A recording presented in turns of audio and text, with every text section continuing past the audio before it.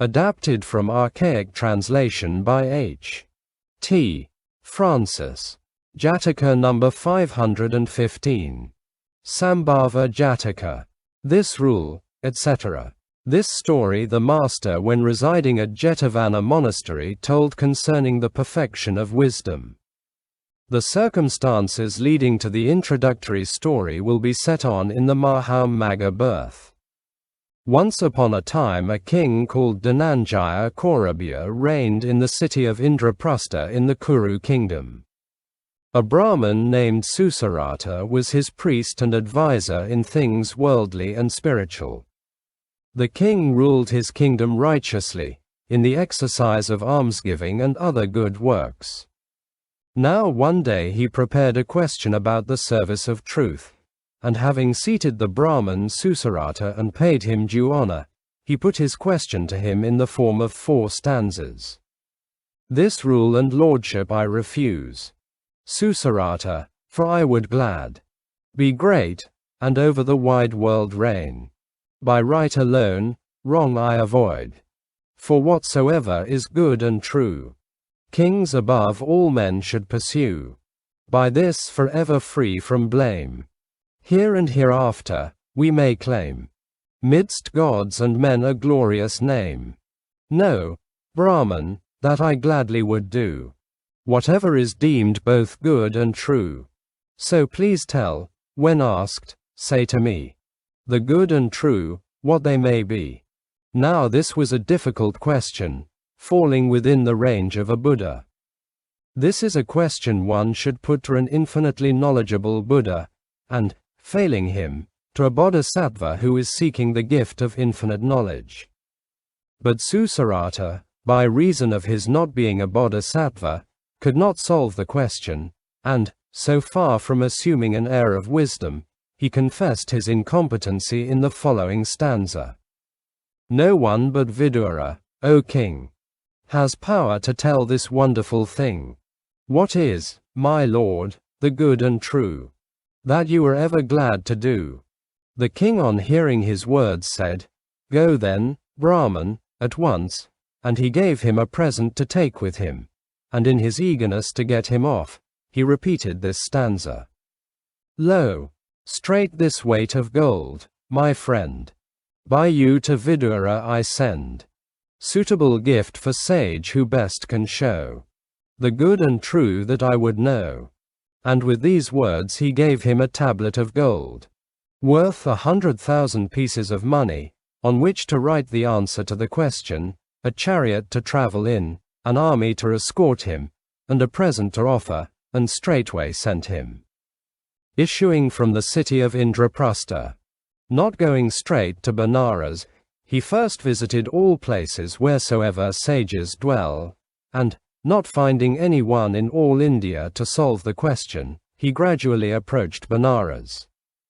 Taking up his dwelling there, he went with a few followers to the house of Vidura, at the time of the early meal, and having announced his arrival, he was invited in and found Vidura at breakfast in his own house. The master, to make the matter clear, repeated the 7th stanza. Then straight in haste did Bharadvaja walked his way to Vidura, and found his friend sitting at home, and ready to eat of simple food, his early fast to break. Now Vidura was a friend of his youth, and had been educated in the family of the same master. So after eating of the meal with him, when breakfast was over, and Sucirata was comfortably seated, on being asked by Vidura, What brings you here, friend? He told him why he had come and repeated the 8th stanza. I come at far-famed Kuru king's behest, came from Yudhishthira, and this his quest, to ask you, Vidura, to tell to me the true and good, what it may surely be. At that time the Brahmin, thinking to collect the ideas of a number of people, pursues his quest, like to one piling up as it were a very Ganges flood, and there is no time for solving the problem. So stating the case he repeated the 9th stanza, overwhelmed by such a mighty theme, as it was by Ganges flooded stream. I cannot tell what this may be. The good and true you seek from me.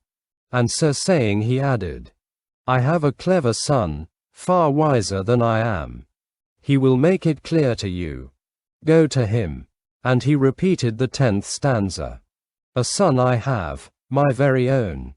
Amongst men as Bhadrakara known. Go seek him out, and he'll teach to you what truth and goodness are. On hearing this, Sucirata, leaving Vidura's house, went to the living of Bhadrakara, and found him seated at breakfast in the midst of his people. The master, to clear up the matter, repeated the 11th stanza. Then Bharadvaja hastily to Bhadrakara's home did move, where amidst friends, all gathered round, seated at ease the youth was found. On his arrival there he was hospitably received by the youth Bhadrakara with the offer of a chair and gifts, and taking his seat, on being asked why he had come, he repeated the 12th stanza. I come at far-famed Kuru king's behest. Came from Yudhishthira, and this his quest. To ask you, Bhadrakara, to show me goodness and truth, what they may surely be. Then Bhadrakara said to him, just now, sir, I am intent on an intrigue with another man's wife. My mind is ill at ease, so I cannot answer your question, but my young brother Sanjaya has a clearer intellect than I have. Ask him. He will answer your question. And in order to send him there, he repeated 2 stanzas. Good venison I leave, a lizard to pursue. How then should I know anything about the good and true? I've a young brother, you must know, named Sanjaya. So, Brahmin, go and seek him out, and he'll teach to you what truth and goodness are. He at once set out for the house of Sanjaya, and was welcomed by him, and on being asked why he had come he told him the reason. The master, to make the matter clear, uttered 2 stanzas. Then Bharadvaja hastily to home of Sanjaya did move, where amidst friends, all gathered round, seated at ease the youth was found. I come at far-famed Kuru king's behest. Came from Yudhishthira, and this his quest. To ask you, Sanjaya, to show to me goodness and truth, what they may surely be. But Sanjaya also was engaged in an intrigue and said to him, Sir, I am in pursuit of another man's wife, and going down to the Ganges I cross over to the other side. Evening and morning as I cross the stream, I am in the jaws of death. Therefore my mind is disturbed, and I shall not be able to answer your question, but my young brother Sambhava, a boy of 7 years, is 100,000 times superior to me in knowledge. He will tell you. Go and ask him. The master, to make the matter clear, repeated 2 stanzas. Death opens wide his jaws for me, early and late. How tell to you of truth and goodness, what they be? I've a young brother, you must know, called Sambhava. So, Brahmin, go and seek him out. He will teach to you what truth and goodness are. On hearing this, Sucirata thought, this question must be the most wonderful thing in the world. I fancy no one is equal to answering it, and so thinking he repeated 2 stanzas. This marvel strange dislikes me. Nor sire nor sons, none of the 3, knows how to solve this mystery. If you thus fail, can this mere youth know anything of goodness and of truth? On hearing this, Sanjaya said, Sir, do not regard young Sambhava as a mere boy. If there is no one that can answer your question, go and ask him. And, describing the qualities of the youth by similes that explained the case, he repeated 12 stanzas. Ask Sambhava nor contempt his youth. He knows right well and he can tell of goodness and of truth. As the clear moon outshines the starry assemblage, their meaner glories in his splendor lost. Even so the youthful Sambhava appears to excel in wisdom far beyond his years. Ask Sambhava nor contempt his youth. He knows right well and he can tell of goodness and of truth.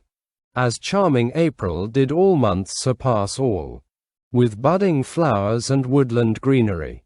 Even so the youthful Sambhava appears as Gandhamadana, its snowy height, with forest-clad and heavenly herbs decorated, diffusing light and fragrance all around. For many gods a refuge sure is found. Even so the youthful Sambhava appears as glorious fire, blazing through some swamp, with encircling heights, insatiate, eats the grass, leaving a blackened path wherever it pass, or as a ghee-fed flame in darkest night, on choicest wood did whet its appetite, shining conspicuous on some distant height. Even so the youthful Sambhava appears, an ox by strength, a horse by speed, displays his excellence of breed, a cow by milk in copious flow, a sage by his wise words we know. Even so the youthful Sambhava appears. While Sanjaya was singing the praises of Sambhava, Sucirata thought, I will find out by putting the question to him. So he asked, Where is your young brother? Then he opened the window and stretching on his hand, he said, You see the boy with a complexion like gold, playing with other youths in the street before the door of the mansion. That is my young brother. Go up to him and ask him. He will answer your question with all the charm of a Buddha. Sucirata, on hearing his words, descended from the mansion, and came near to the boy at the very moment that he was standing with his garment loose and thrown over his shoulder, and picking up some dirt with both hands. The master, to explain the matter, repeated a stanza. Then Bharadvaja hastily, to home of Sambhava did move, and there out in the public way, the little boy was found at play. The great being, when he saw the Brahmin come and stand before him, asked, Friend, what brings you here? He replied, Dear youth, I am wandering through all India, and not finding any one competent to answer the question I put to him, I have come to you. The boy thought, There is a question, they say, that has not been decided in all India. He has come to me. I am old in knowledge. And becoming ashamed he dropped the dirt that he held in his hand, readjusted his garment and said, Brahman, ask on, and I will tell you with the fluent mastery of a Buddha. And in his infinite knowledge he invited him to choose what he would ask. Then the Brahman asked his question in the form of a stanza. I come at far-famed Kuru king's behest, came from Yudhishthira, and this his quest, to ask you, Sambhava, to show to me goodness and truth, what they may surely be. What he wanted became clear to Sambhava, as it were the full moon in the middle of the sky. Then listen to me, he said, and answering the question as to the service of truth he uttered this stanza. I'll tell you, sir, and tell properly, even as a man of wisdom might. The king shall know the good and true, but who knows what the king will do? And as he stood in the street and taught the truth with a voice sweet as honey, the sound spread over the whole of the city of Benares, to 12 leagues on every side. Then the king and all his viceroys and other rulers assembled together, and the great being in the midst of the lot set on his exposition of the truth. Having thus promised in this stanza to answer the question, he now gave the answer as to the service of truth.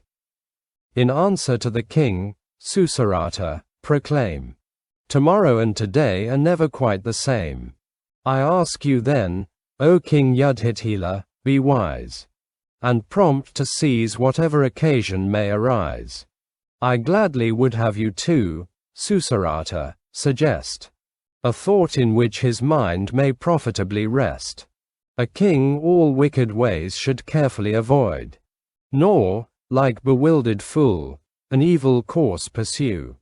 To loss of his own soul he never should transgress, nor ever be guilty of deeds of unrighteousness.